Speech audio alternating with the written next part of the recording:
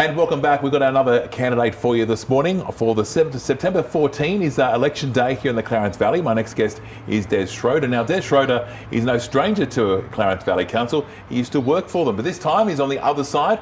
He's putting his hand up to be a councillor. Des Schroder, thanks for your company. Hey, Des, why have you decided to run for council? I think I've been out now for 3.5 years. I was a director in council for 14 years, and I'm big in community, as you probably know. I'm very heavily involved in the community around here. Like, I'm on the Jacaranda Committee, I'm the Vice President of the Jacaranda Committee, I'm on the Clarence Valley Anglican School Board, I'm on the Country University Board. So community runs in my bones, I think, and the ultimate way of representing the community is through council. So I've been thinking about it for a while. If I don't do it now, I'll never do it. And I thought, well, throw it in and see what happens. Tell me, Des, tell me about yourself and how you came to the Clarence Valley. You're a local? No, I'm not. I come from Tenterfield originally. We had a beef sheep property up there when I was a kid. Till about 18, 19 I was on that. So I got a pretty big appreciation of the beef industry, for instance, upriver. I love going upriver and hanging out with those villages upriver. It's a great spot to go and build those villages. So yeah, I grew up there. Then I went to university at Armidale, did a rural science degree, 4-year rural science degree, my first degree. I then did a second degree, which was a master's in public policy. So I've got two degrees. And then I actually joined what they call the Soil Conservation Service, a little agency which was mainly deal with erosion control. Worked extensively in the north, in the wheat belts around North Star, Gundawinny, all that area, when the cropping was just opened up, and about 10 years later the whole paddock started shifting with soil erosion, covering roads. And so we went up there and actually made a huge difference. And I remember one field day we had up there with no-till farming. We had 1,500 landholders at it. If you want to call that community consultation, that was 20 bus loads. It was really one of those really big days. So spent time over there, and then actually what happened in about the mid-90s, they started amalgamating departments, and they formed, first of all, Conservation and Land Management, Department of Land and Water Conservation, and when that happened I moved over here in 95. So I've been in the valley for 30 years, lived in Yam for about 5, been in Grafton ever since. But I came over as a manager for the then regional director, which was John Butcher. People probably know John Butcher from Paul John's passed by now. But basically, from then, and I worked in that organisation, and then I became regional director, which went from Kempsey to the border in about 1999, and then basically through to 2007, I was regional director. And then in that period, we had some pretty big stuff like the drought going on. Remember in 2003, I had mayors ringing me everywhere, towns running out of water everywhere. We raced a pipeline between Grafton and Coffs Harbour in record time as part of the regional water supply. We were putting bores in everywhere. We had, it was really a big emergency stuff, and a lot of towns like Kempsey went really close to having to running out altogether. So that was one of my big periods as a regional director. Then blame me dead in 2007.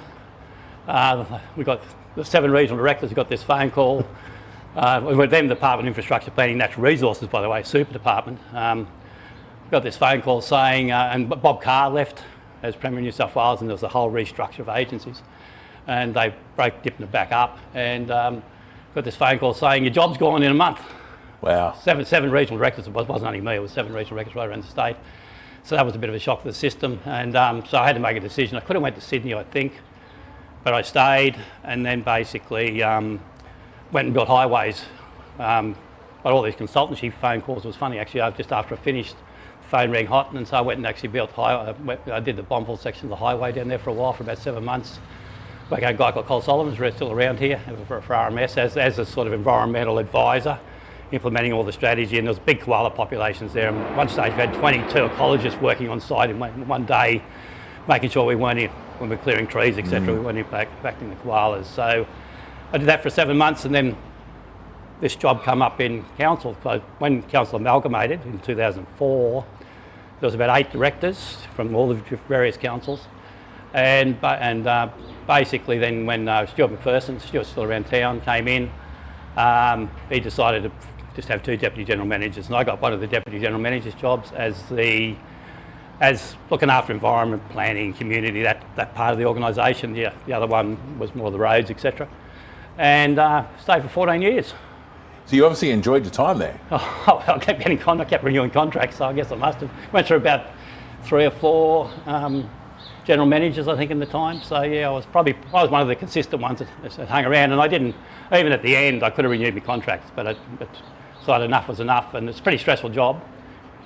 Working in council is pretty full on, and in that director role, so time was time, and been retired now for maybe 3.5 years, yeah. You mentioned before that you looked after planning when you were a director at council. Yeah. Planning is a big issue at the moment. We look downriver and we look at some of the DAs that have come through. Some have been knocked back. Some have gone to the regional, the board, obviously. Some are in Land Environment Court. Yeah, exactly.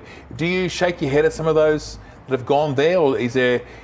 Oh, no, I can understand. I mean, really, Clarence Valley is a funny place. If you come around Grafton, I mean, there's lots of rezonings around Grafton, Renzo, Junction Hill, lots of South Hill. Nobody actually probably cares much. I mean, they're in flood-free areas. They're probably in good areas. I mean, the one that's caused the most controversy, there's two actually down river, is the West Yamba area, of course, and also recently James Creek. James Creek just got approved the other day, though, by the Joint Regional Planning Panel, so it's approved now.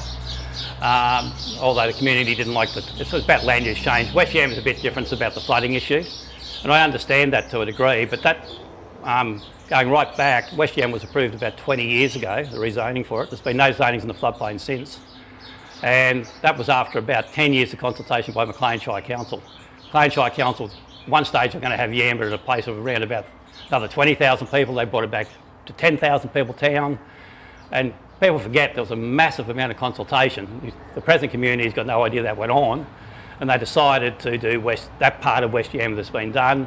Always knew it was going to be filled, obviously causing a fair bit of controversy. But I won't comment on the individual DAs because you're supposed to go into council with a clear mind, open head, all that stuff, and not make any decisions. But do you think there's a bit of misunderstanding from some community members in regards to the DAs and the actual the planning? Because obviously, council can only, approve within the guidelines, can't they? They can, and the reality is, even with the zoning was approved by the state government, wasn't council. Yeah. State government does approve zonings, or can take zoning. Well, if it takes zonings away, some of those conversation, but that's the only one that could do that. So council, there's a misunderstanding there. Even that rezoning was approved by the state government, even though after Maclean Council did a lot of consultation.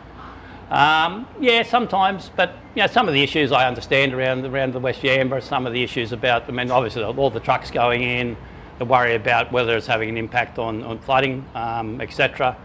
I understand the community views on that, but obviously a lot of it's already done. That's the reality of it. And as I said, there's some of the DAs in court, some of the Land Environment Court, and we'll see where they go. But as a councillor, any councillor going in who's running on a portfolio of not approving anything really probably has to leave the council chambers, because those DAs are going to come back to council, and the Land Environment Court decisions are going to come back to this new council. So this open mind thing, so important, and you've got to be very careful what you say when you're running for council. Yeah, very much so. So you've decided to run for council because you're a community-minded person. You mentioned before that you're on the Jacaranda Committee as a senior vice president, but also with CVAS and so forth. Yeah. Tell me more about other reasons or why you wanted to run. I think one of the concerns I had was actually after the last council, quite frankly, a lot of experience left. A lot of experienced councillors. You just had one here a while ago actually, but you had people like Richie who'd been around for a long time. There was about 5 or 6 of them left, and I don't think really this council's had the same experience that we've had before. And I think really I bring some experience. People like Ray Smith bring experience, for instance. Basically back into, Andrew Baker was just here, for instance, bring experience back into council, because council is a massive business, $150 million business, $97 million of capital works this year alone. It's running water, sewage, roads, all those fundamental things that keep us all, their garbage, etc. keeps us all going, the basic needs. And it's not a social enterprise. It's a big business that needs really concrete decisions with people that understand the business. And I think I bring that experience. So again, I think it's just bringing some more experience back into council. And I'm running on Vote For Me. It's a vote for experience, and I really believe that's what I can do. What sort of things would you like to see changed if you were elected on council? What were some of the first things you'd like to see happen? I think the last council, the council itself, I'm talking about the council itself now, it was split very badly. Everybody could see that towards the end. It might have been okay at the beginning, I think, but it got worse. I think there's been some change. Obviously some of the councillors retired. There's a big opportunity in council to actually get a more unity. You're never going to have total unity in council. The reality is it's a hard I've been there, watched it for years. It's a really hard place. It's not for as Jeff Smith found, I think, actually. It's a really and it's slow. And you don't get instant results. Like businesses, do this and out comes the customer, but it doesn't necessarily happen in councils. They can take years. You've got to go through the community. I'm a big believer in community consultation. And so it's a slow, sometimes cumbersome, bureaucratic, but at the same time, you've got to understand how complex that business is. And the reality is, I think I bring those skills. Yeah. You say community consultation. Is that something that council could do better? Yeah, I mean, it varies. I mean, it depends on the magnitude of the issue. I mean, the reality is, if it's a small issue, consultation's got to match it. Otherwise, you can spend forever consulting. And you have got a democracy in there of 9 elected councillors sometimes to make a decision. But if it's a really big decision, like the pool, the aquatic centre, maybe a bad example, but the reality was, the community knew about it. You can't say that it was done in isolation. There was lots of different decisions on it, a big petition on it. And at the end, the democracy came in and made a decision. For better or worse, I think it's a good outcome. I've got a big belief, if you want to get the population away from the coast, and some of the people downriver are saying we're getting too much growth down there, you've got to have world-class facilities inland to basically make that happen. And things like, an aquatic centre, libraries, galleries, all those type of things are absolutely crucial to bring your population around your city when you haven't got the beach. And so I think it was a good decision in the end, but huge consultation. There was a massive amount of stuff went in there. So, but that sort of expenditure of $30 million or whatever the final figure was, something around that, was a big one, and it needed to have a lot of community input. But if you're spending, $10,000 on something, it might be fairly important to the person next door, but overall it doesn't need the same amount of community consultation. So consultation's a suit, but all the time, I think in this day and age, because of social media and everything else, there's a pseudo consultation going on every minute, just about. It drives you crazy, but I mean, that's what it is. The reality is that there's always comments coming in. You're always getting a feedback. And that didn't happen years ago, you had to go out to them, but now there's a constant feed into the system. You were at that meeting in September last year when we had a new mayor elected, but also we had the gallery full at Prince Street, people for and some against the Regional Aquatic Centre. What did you think of that meeting? Because it was pretty heated, wasn't it? Oh, it was pretty heated. But then again, that's what councillors do. I've been to umpteen ones of those, quite frankly, so that's no surprise to me. I mean, it's a hard place at times to make those big decisions, and quite frankly, you got to be able to do that. At the same time, be soft at the same time. So it's like soft, hard stuff you really got to do. You got to really take the community into your heart, but at the same time, you got to sit back and say what's the right decision for the whole community, for the whole valley, not just one little section of the community sometimes. And that's where some councillors find it very hard. But overall, I thought it was the end of the democratic process. 5-4, I think originally, wasn't it? And then a couple of councillors jumped back over I think it becomes 7-2 or something. But once they knew the decision was made, they changed their mind on the final decision. But I did watch that. Yeah, it was a very interesting day. Yeah, it was an interesting day. Yeah. But that was one of the bigger decisions council made for a while. But there's always a big decision or two around they come in, most councils, and they're always going to be hard, especially when you're spending a lot of money. Yeah, no, for sure. There's a list of 17 candidates that are running for council on September 14. Some names that you'll know: Andrew Baker, Ray Smith. There's obviously Lynn Cairns from Yamba Can. There's Deb Novak, of course. You would have been on council when you were there. Are you able to work with those kind of people? Oh yeah, I can work with everybody basically, because one of the things I've done has all the experience I've had over all the years of in government. I've been working with groups all over the place. We had these things called native vegetation groups years ago, which never finally got the stuff. But we used to have the Greens, the Aboriginal community, the farmers, etc., the townspeople, representatives, all in the same room and totally diabolically opposed. And what we had to do was find a consensus path through that. And I was only involved in, because I was the regional director at the time, involved in doing that. And we could find paths. Sometimes a chair got kicked over occasionally or whatever. But overall, we actually can move things forward. And I'm a big believer in I can use the win. I always look for the win-win scenarios. And I'm a big believer I can use my consensus type approaches to do that and work with people there's nobody I can't work on. Well, I've done it for years, so it's just one of those things. So, but yeah, it'll be different. Sometimes we won't agree.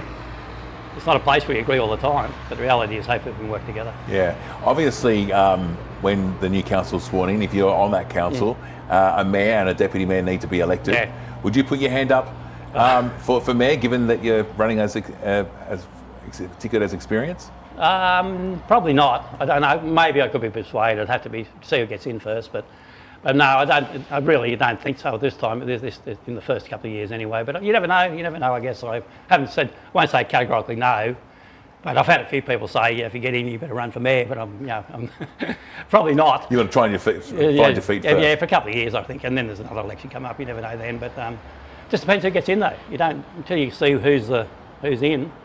Got no idea what's going to happen and what the dynamic's going to be. Should the community vote for the mayor, or should it be up to the councillors, do you think? Oh, well, the council's had a choice on that over the years, haven't they? The council itself's been able to change that, and they never have. I don't know. It's one of those ones I've seen some councils where the mayor's not very popular and spends 4 pretty miserable years not supported by the council. And I won't say the councils know where that is, but I don't know. It's one of those hard ones. I mean, the good thing about it, if you've got a mayor from the floor, at least, you've got support of at least the majority. Yep. Where if you've got a mayor that comes in and then you get a council that that's really opposed to the mayor, it can make it really hard time. So I'm not sure. There's arguments both ways. I mean, most of the councils around us now have got popular elected mayors, of course. Coss Harbour, etc. So yeah, I don't know. It's one of those. Yeah, probably should ask the people, I guess. Time will tell. Yeah, maybe we need a referendum. Maybe a referendum. We're used to those, aren't we? Yeah. Just finally, Des, September 14, why should people give you a vote? I think, as I've been saying all the time, a vote for me is a vote for experience. If you want a council, it's a big organisation, and as I said, $150 million, 528 staff is the last count, I think. It's a big organisation, needs a lot of experience to run. I also know the valley backwards. I've been there. I know every village. I know every town. I know the city backwards. With Jacaranda, I know all the businesses, for instance. I've been up with those little villages in the fires. After 2019, I spent months with those villages at Nimboida, Ewingar, Dundaraman. So I know all them backwards. I know all the villages on the coast too, because I've dealt with them putting infrastructure in. So my knowledge of the valley, my knowledge of the business, the experience I've got in running big businesses, because I've been involved in those for a long time, is probably the reasons people will vote for me. Appreciate your time. No worries. Thanks, Dave.